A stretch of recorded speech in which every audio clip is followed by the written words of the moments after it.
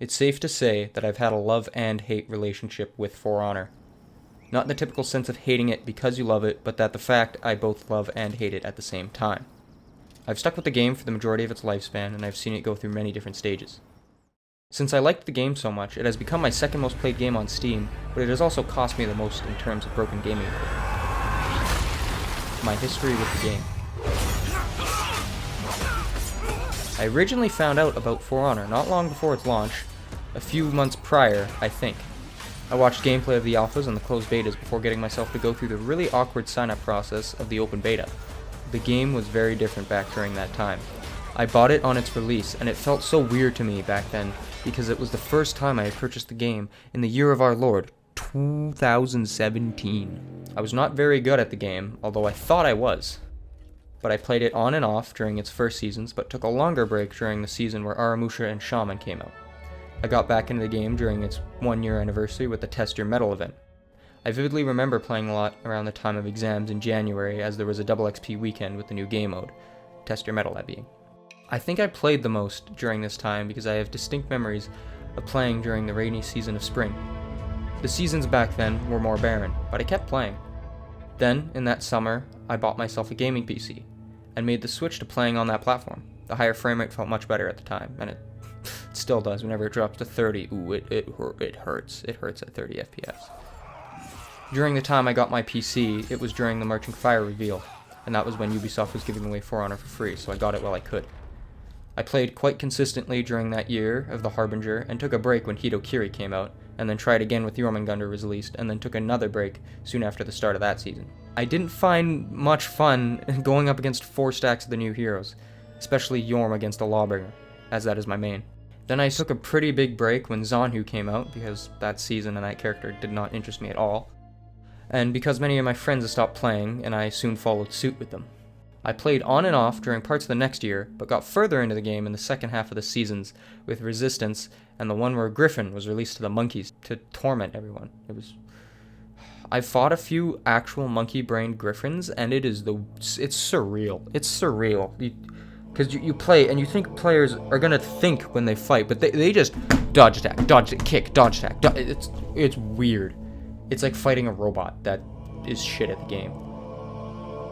And now, I'm at a point where I'll boot up the game to play it about once a month, but I am more focused with playing with friends, and currently none of my friends have the game, or refuse to play it, so I sadly never really click on it in my Steam library.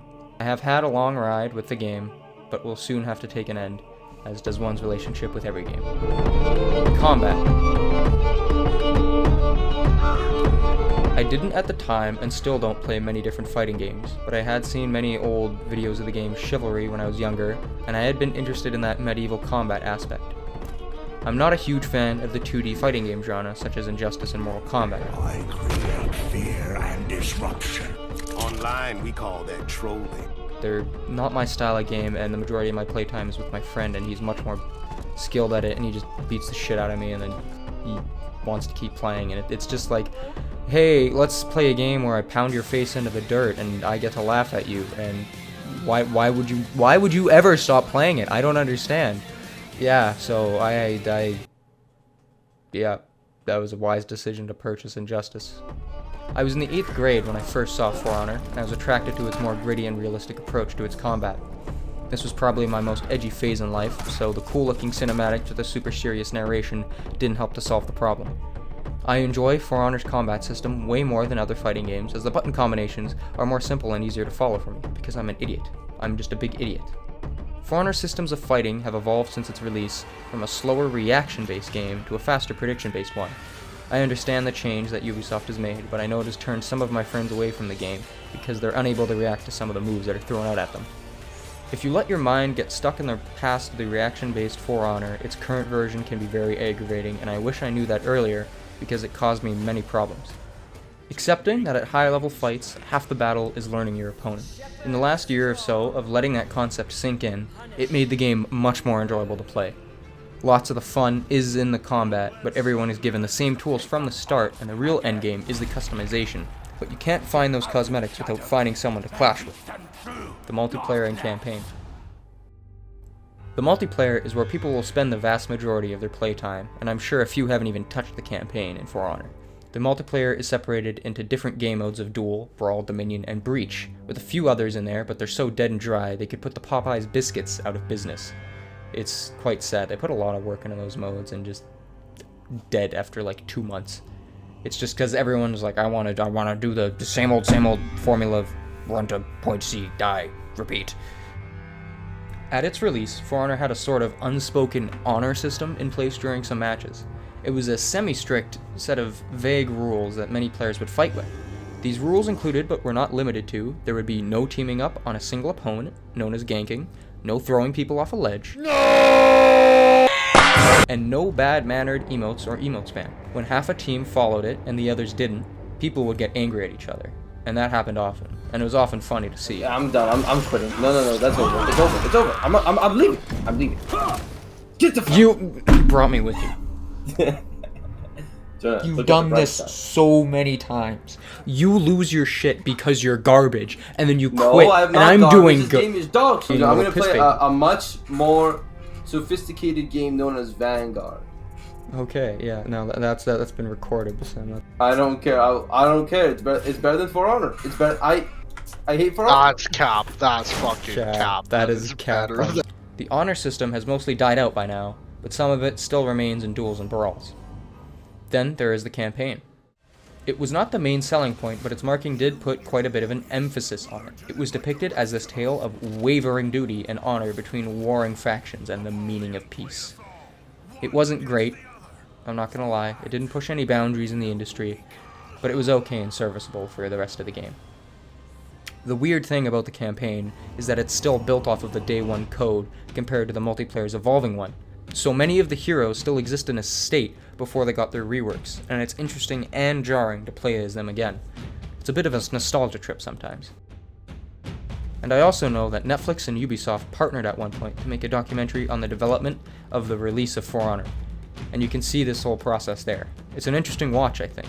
I believe it's called Play Hard. I'm not sure if it's available in every country, but I know I live in Canada, it was available here. But within the multiplayer lies one of the game's greatest strengths and weaknesses. Its main endgame, customization. For fashion. I mainly play a character in the game for how they can end up looking with their high-level armor. I chose to main Lawbringer because he's a big tall man clad in heavy metal armor with a big axe. But I did end up choosing to play Lawbringer when he was in a weaker state, way before his rework closer to launch, where he was obviously the weakest character in the game. Jay Corella, the YouTuber, helped spark my interest as well into playing Lawbringer over Warden, which was my main at the beginning of the game's lifecycle. I mainly played the knights because of their fashion and their weaponry. I liked the idea of metal-clad knights with technology beating the shit out of some drunk dudes with beards. But the only way to get through the armor is to level the characters up and play matches or spend steel on crates, which can take a ton of time if you want to get to different characters. But sometimes, some heroes are so unfun to play as or against that I avoid them even if they look really cool. Or there's exceptions, as Hitokiri is an interesting choice for me.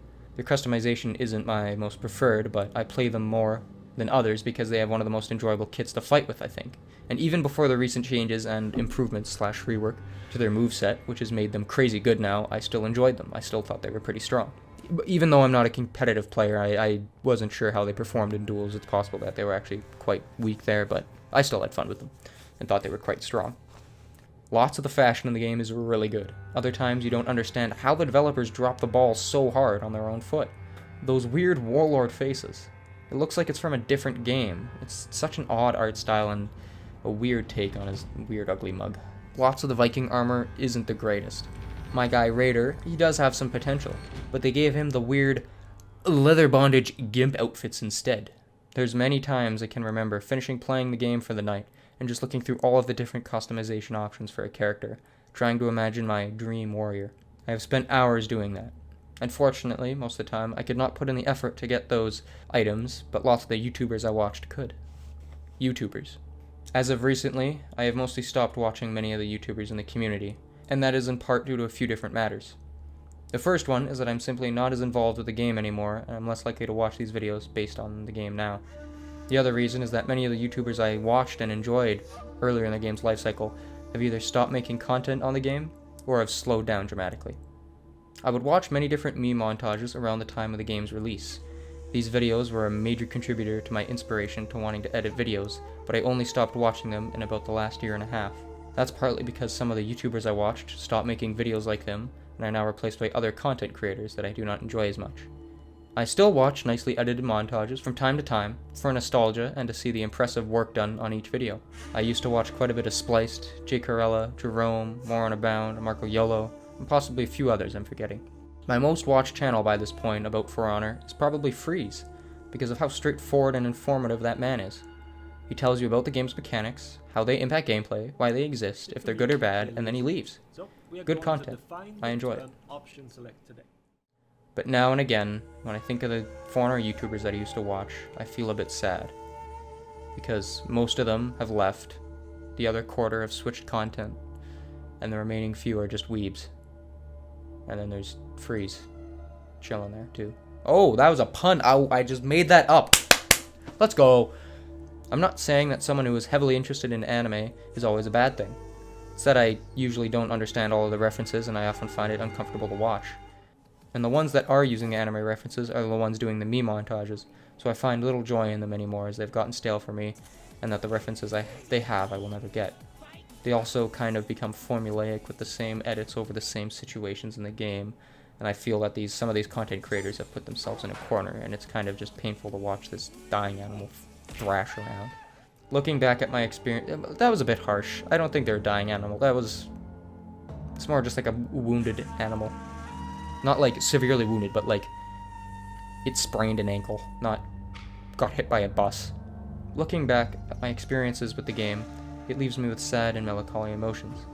But I would be kidding myself if I say the game didn't also get me very angry. The cardiac arrest. This game, without a doubt, has caused me the most anger, frustration, and broken gaming equipment than it needed to in my history of any other game that I've played. And I play hardcore shipment in Call of Duty, okay? For some reason, my brain thought that I was supposed to win at everything in that game, and if I lost, it was because someone else was being a bitch, or the game was fighting against me. I would also get angry because I was still in the mindset of the game being reaction-based, rather than prediction-based in the way it was heading. Because of those unhealthy mindsets, I have broken about 3 controllers playing a game, and then another 5 headsets, and also a monitor. This is what my monitor does now. It just...